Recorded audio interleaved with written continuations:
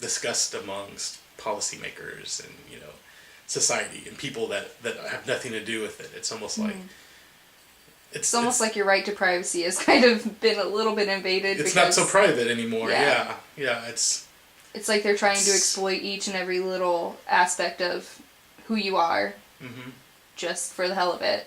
Yeah. Because nothing's really been that reformed recently. I mean, 6 states out of 50. Yeah.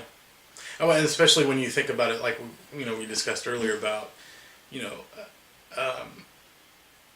20 states you can marry, your cousin or whatever. And, I think about that and it just hurts me because, things like that are passed, yet this isn't. And I don't get the reasoning behind that. And I get the reasoning behind it, but I don't, it's like, it's a slap in the face when you hear stuff like that, especially with, what happened in 2004 with, with all these couples that got married and then, after a while they weren't recognized. And I'm like, these people like went out there and it doesn't matter if you don't recognize it because they recognize it. And I think that's important. I think that's important for, everyone to understand is I don't care if you don't recognize it. I don't care if it's legally binding sometimes.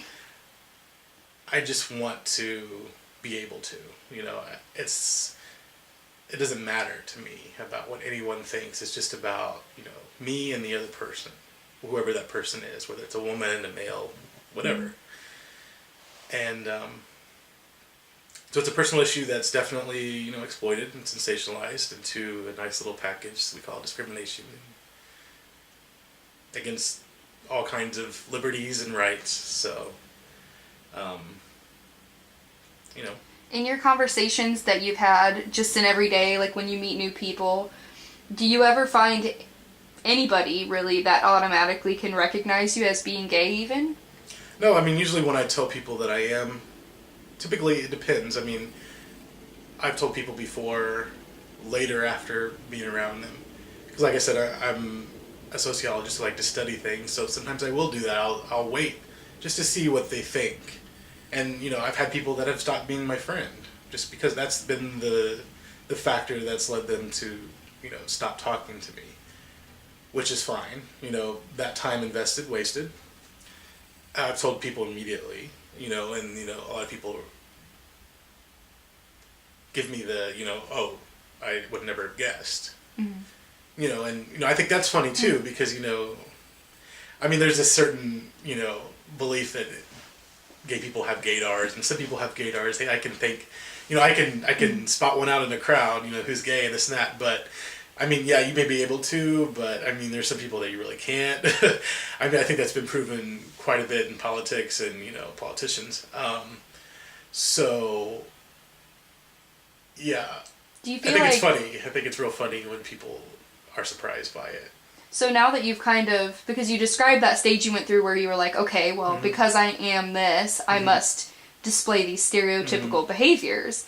Once you realize that you didn't have to pretend to be a specific person, once you realize you can be yourself and be gay, you didn't have to face those stereotypes and become them, do you feel like that was when you realized that a lot of people were looking for those stereotypes, that they maybe created them so that they could recognize them to stay away from them, if that makes sense? There's stereotypes with, with all people, with overweight people, with black people, with white people, Chinese people. The stereotypes, there's some truth to them because they're there, I guess, but, I would never hold them to, being true every time. But yeah, I do agree with that. I think that, I wanted to connect. I wanted them to recognize me. And that, not just me, but that happens a lot with, people that come out, and some people, maybe that's actually who they are, you never know. Some people can be very eccentric and flamboyant and not be gay. I've met them. A lot of, there's metrosexuals. When was that created? Like a couple years ago, like not too long ago, we had these whole little, things that, straight men do now that kind of seem a little girly.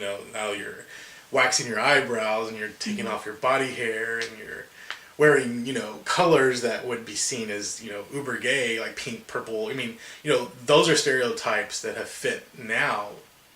What used to be gay are now, comfortable. So it is kind of funny because you think, oh, well, he's not gay, but he fits a gay stereotype.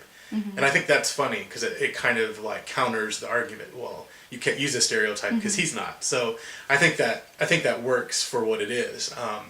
I think that's pretty funny, and I do think that a lot of people do get surprised when they say me, and even with my partner, because I mean, just speaking with him and looking at him, I wouldn't guess. I mean, I didn't even know until we actually blatantly said it to each other. So I think that's what makes it exciting to meet others like that, because it's not only I'm not trying to fit that, or they're just being themselves, and I think that's what's important. The one thing that you get out of this is not to trust the stereotypes, and always get to know people first, because I mean there's plenty of people that you may know that might be gay or are gay, and you don't know it, and that's left somewhere else. That is left in the bedroom, and this is left here. It doesn't define who you are. It's just a charming quality, if you will, So, I mean, I don't. It definitely doesn't make up who I am. I definitely have other qualities and other things that I'd like to bring to the table than just being gay. I mean, just being gay is just being gay. I mean, it's nothing that makes me credible other than having to live the life of being oppressed. That's the only thing that it defines me as. Other than that, I don't look at it any other way. I look at it just as being normal. Can you briefly describe your relation to me? Well, I would call you my sister-in-law, but you're not married, so I would say, you are my brother's girlfriend. You're part of our family, and I think